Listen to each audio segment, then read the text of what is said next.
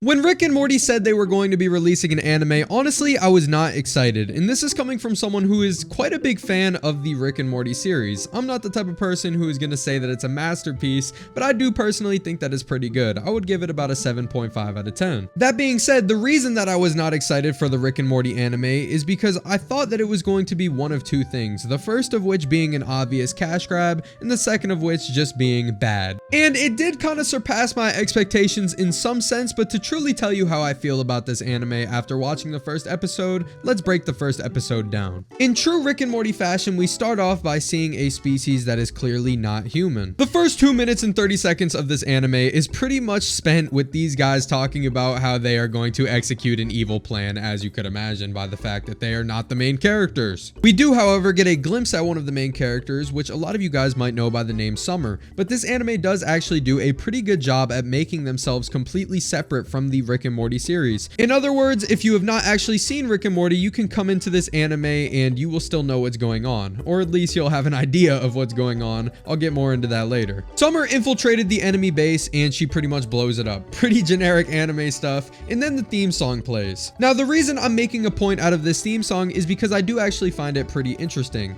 This anime is a clear representation of them trying their best to stay to their Western values, but also make a unique piece of anime media, and trying to be as cliche as possible by those means. They tried their hardest to capture the feel of an anime theme song with this theme song, and I really do think they succeeded, and it quite frankly got a laugh out of me. I thought that it was a pretty decent theme song, and it sounds pretty anime-esque. Y'all can go ahead and check it out. I can't play it in the video for copyright reasons. An alien species infiltrates the house of the main characters, presumably not the same species that got blown up by Summer. And the reason they did this was to abduct Rick Sanchez. Because this is the exact point where I switched from dub to sub while I was watching this, I think it's worth mentioning why I did it. I assumed that because this was a piece of Rick and Morty media that we were actually going to see the original Rick and Morty voice actors in the dub. However, that is not the case. The voice actors that voiced the Rick and Morty characters were replaced by anime dub voice actors, which for better or for worse, I don't know, but I thought it sounded kind of weird. So I went ahead and switched to sub, which is probably the intended way to watch this anyway. Beth, the daughter of Rick Sanchez, says there's no way he would allow himself to be abducted that easily. This is where it's revealed that the Rick that was abducted was actually a clone created by Rick.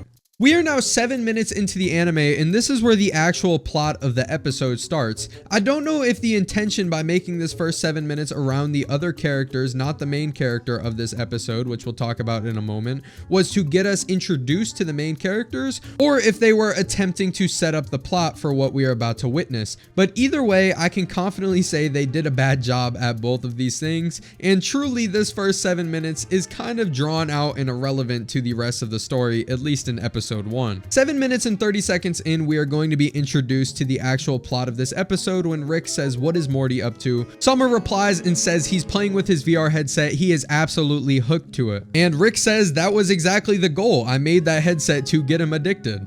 As I said earlier when looking at the theme song, this is a show that is trying to kind of imitate anime in a fun way, and that is why we are now watching Morty in an isekai pretty much. Morty is arguing with a couple of NPCs, and then a monster comes out of nowhere and eats him. He respawns in the exact same situation, and then he gets eaten again. And the screen turns black, and all of a sudden he's awake and he's looking at the back of a girl. Now this is where this anime kind of starts to lose me and a lot of other viewers, because it really isn't clear what direction they're trying to go with this. This girl turns around and kisses Morty in a true anime fashion. It really is a wonderful scene. And then she disappears, and now cool anime Rick is there instead of the girl. Morty thinks that it is his original grandfather, but it's actually not, and he reveals that his Morty passed away long ago, and then he disappears. And the monster is there, and this guy pops out. And the guy flirts with him, and it's really not clear how Morty feels about that. And then the anime starts to make sense again when they pop up with a pretty awesome scene. Rick says, despite the fact that there are an infinite number of paths available to us, we can only choose one. It's pretty dumb, isn't it? And then Morty is laying on his deathbed calling for the girl that he saw earlier, and he drops an orb that has his face in it. He's then back where he started, and he's running away from the monster, but then it cuts to him with the girl again for some reason. And then it cuts to him with the guy again, which makes you think, oh, so they're showing multiple lives that are going on at the exact same time. But then it shows President Morty with neither the girl or the guy doing his own thing, which we didn't see this plot develop earlier. And then he's on his deathbed calling for the girl again. And then he's old and he reunites with the guy from earlier. And then he's young and he's with the girl again. What is going on at this point? I genuinely do not know. And then right as he's about to have a lovely moment with the girl, it cuts out and it says mission complete.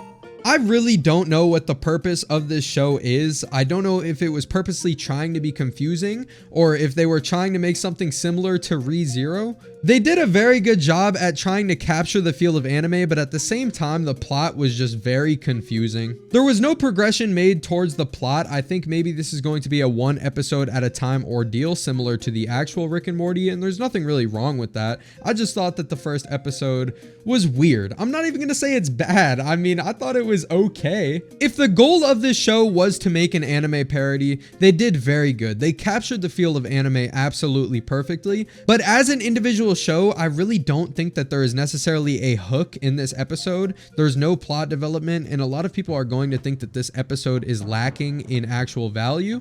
People are going to complain about the visuals. I don't really think they look too bad, but the actual episode itself was just lacking substance and notable dialogue, in my opinion. A lot of times they would just cut to Rick and Summer, and they would be talking about really useless information similar to the dialogue scenes in Code Geass, like Terminal 7-6 is exploding, just nonsense. Overall, I would give the first episode of Rick and Morty the anime a 5.5 out of 10. I enjoyed watching it, and I appreciated you watching this. I hope you enjoyed watching it. I currently have 2 subscribers. This is my second ever video, so if you enjoyed, please make sure to hit that subscribe button and leave a like on the video. It would help me out a lot. Thank you for watching.